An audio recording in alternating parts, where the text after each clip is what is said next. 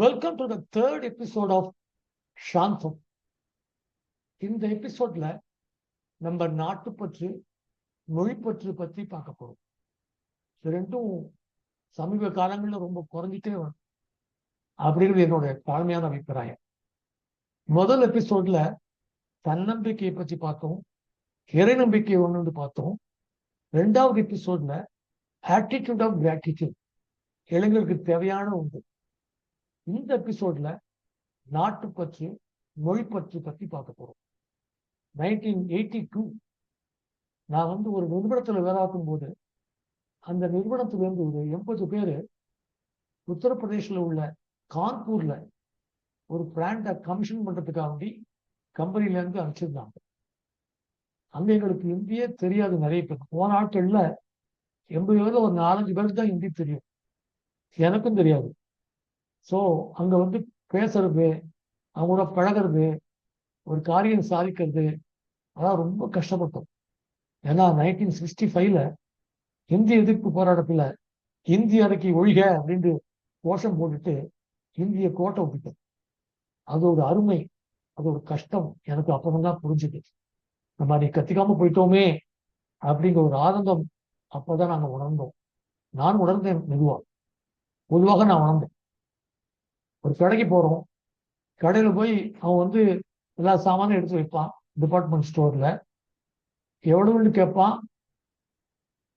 எங்களுக்கு எதுவும் ஹிந்தியில சொல்ல தெரியாது. அதுக்கப்புறம் மொத்தமா பேக் பண்ணி போட்டப்புறம் ஹிந்தியில சொல்லுவான்.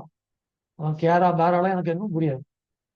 உடனே கையில இருந்து 100 ரூபா நோட்டை கொடுப்போம், அதுல பாக்கியம் கொடுப்பான். அதுக்குள்ள வரும்னு ஒரு நம்பிக்கை. ஒரு வாட்டி என்ன ஆகி போச்சு, 100 ரூபாய்க்கு மேல ஆயிடுச்சு. ஸோ அவனுக்கு பேக் பண்ணி கொடுத்துட்டான். 100 ரூபாய் கொடுத்து நான் கிளம்பிட்டோம். அவன் ஏதோ ஹிந்தி ஏதோ சொல்றான், எனக்கு புரியல. அப்புறம் ஒரு ஆள், ஹிந்தி தெரிஞ்ச ஒரு ஆள் இங்கிலீஷும் தெரிஞ்ச ஆள் சார் கூட ஒரு 10 rupees கொடுக்கணும், எவ்வளோ கிவ் 10 rupees மோர் அப்படின்னு சொன்னப்புறம் உங்களுக்கு வெக்கமா போச்சு. அதே மாதிரி பிளான்ட்ல நிறைய ஒர்க்கர்ஸ்லாம் இருப்பாங்க. அவங்கள்ட்ட பேசுறது ரொம்ப கஷ்டமா இருக்கும். நம்ம சொல்றது அவன் மாதிரி ஒரு புரிஞ்சுப்பான், அவன் சொல்றது நாங்க வேற மாதிரி புரிஞ்சுப்போம். ஸோ அந்த conversation was very much difficult. Engineers, மேனேஜர்ஸ்லாம் ஒன்றும் பிரச்சனை இல்லை. ஏன்னா அவங்க இங்கிலீஷ்லயும் பேசுவாங்க, அவங்களும் ஹிந்தியில் நிறைய பேசுவாங்க. இருந்தாலும் நம்ம ஒரு வாட்டி கேட்டுட்டு அதை கன்ஃபார்ம் பண்ணிப்போம். ஆனா நாங்க ஹிந்தி கத்துக்கணுமோ இல்லையோ, அவங்கள எல்லாரும் தமிழ் கத்துட்டாங்க. பொதுவா நாங்க போன கம்பெனில இருந்து அங்க போகும்போது எங்களோட கல்ச்சர் எப்படின்னா, புதுசா ஒரு எக்யூப்மெண்ட் ஸ்டார்ட் பண்ணா அதை ராகு காலம், யமகண்டத்துல ஸ்டார்ட் பண்ணக்கூடாது. ஸோ அது ரொம்ப பர்டிகுலரா இருந்தோம். ஏன்னா நாங்க போன கம்பெனி அனுப்பிச்ச கம்பெனி, போன கம்பெனிலையும் அந்த மாதிரி கொஞ்சம் ஆர்த்தடாக்ஸ் பீப்புள் நிறைய பேர் பெங்காலிஸ் வர.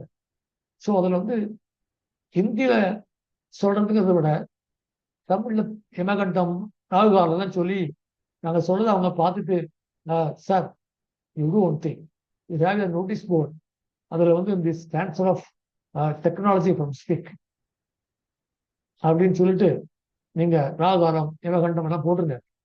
So that we will not have any problem, you will strictly maintain that அப்படின்னு சொல்லி ட்ரான்ஸ்ஃபர் ஆஃப் டெக்னாலஜின்னு சொல்லிட்டாங்க.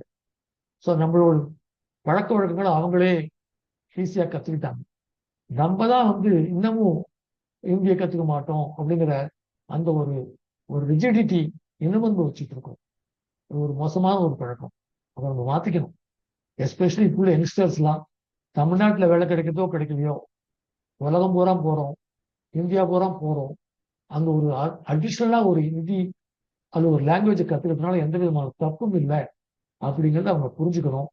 நாங்கள் பண்ணின தப்பை அவங்க பண்ணக்கூடாது அப்படிங்கிறத நான் இந்த எபிசோட் மூலமா ரொம்ப அழுத்தமா சொல்ல விரும்புகிறேன்.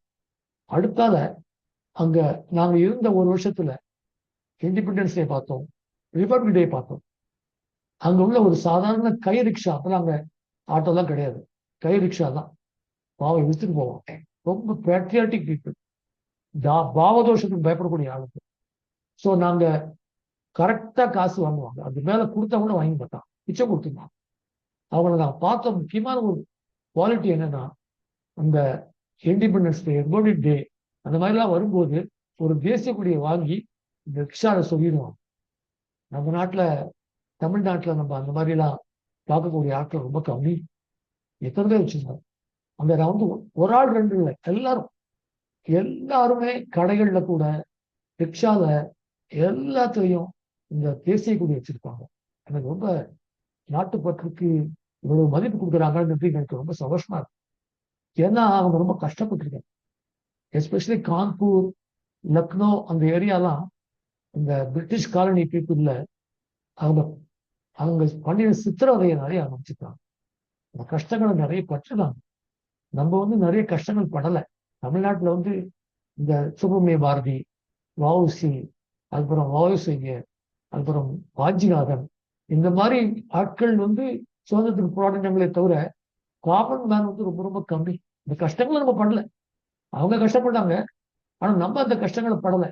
அதனாலதான் என்னவோ நம்ம வந்து இந்த நாட்டுப்பற்று வந்து அவ்வளவு ஜாஸ்தி நம்மளுடைய இல்லைன்னு சொல்லலை. ரிலேட்டிவா பார்க்கும்போது நம்ம நாட்டில் அது கொஞ்சம் நாட்டுப்பற்று கம்மியாக இருக்கு அப்படின்ட்டு என்னோட தாழ்மையான அபிப்பிராயம். ஸோ அதை வந்து நம்ம யங்ஸ்டர்ஸ்க்கு பாஸ் ஆன் பண்ணணும். இவ்வளவு கஷ்டப்பட்டு நம்ம சுதந்திரம் வாங்கியிருக்கோம், ஒரு ஈஸியா கிடைக்கல. தண்ணீர் விட்டா வளர்த்தோம் சர்வேசா, சருக திருளவோ அப்படின்னு சொல்லி. ஸோ தண்ணீர் விட்டு வளர்க்கல, கண்ணீர் விட்டு நம்ம சுதந்திரத்தை வாங்கியிருக்கோம். அந்த விதத்துல நம்ம யங்ஸ்டர்ஸுக்கு இந்த நாட்டுப்பற்றை பற்றி கண்டிப்பா சொல்லணும். தமிழ்நாடு மேல பற்று இருக்க வேண்டியதான், அது மேல தமிழ்நாடு மேல ஒரு ஆர்வம் இருக்க வேண்டியது. அதுக்கு அப்படி தமிழ்நாடு சொல்லி தனியா போகணும் அப்படின்னு நினைக்கக்கூடிய ஒரு மென்டாலிட்டி இப்போ வளர்ந்துட்டு வருது. அந்த மாதிரிலாம் இருக்கக்கூடாது. நம்ம வந்து பார்ட் ஆஃப் இந்தியா, இந்த யூனியன், இந்தியன் யூனியன் அப்படின்னு சொல்றாங்க, யூனியன் கவர்மெண்ட், தமிழ்நாடு தனி தமிழ்நாடு அப்படிலாம் சொல்றதெல்லாம் விட்டுட்டு நம்ம வந்து பார்ட் ஆஃப் இந்தியா, நம்ம நாடு பாரத நாடு, நம்ம பாரத தாயோட குழந்தைகள். அதுக்கப்புறம் தான் நம்ம தமிழ்நாடுங்கிற எண்ணங்களை இந்த சின்ன வயசுலயே நம்ம குழந்தைகளுக்கு சொல்லி கொடுக்கணும். யங்ஸ்டர்ஸ் அது வந்து கண்டிப்பாக புரிஞ்சுட்டு நடக்கணும் அப்படிங்கிறதுதான் இந்த எபிசோட் மூலம் நான் சொல்ல விரும்புறேன். ஒண்ணு வந்து நாட்டுப்பற்று, ரெண்டாவது மொழிப்பற்று. தமிழ் மேல நம்ம நிச்சயமா ஆர்வம் இருக்கணும். தமிழுக்காக நம்ம என்ன வேணா செய்யணும். அதே சமயத்துல மற்ற மொழிகளை வெறுக்கக்கூடாது அப்படிங்கிறதுதான் இந்த நான் சொல்ல வந்த கருத்து. அதை கண்டிப்பாக யங்ஸ்டர்ஸ் ஃபாலோ பண்ணணும் அப்படிங்கிறது என்னோட request. Let youngsters follow this in all the future.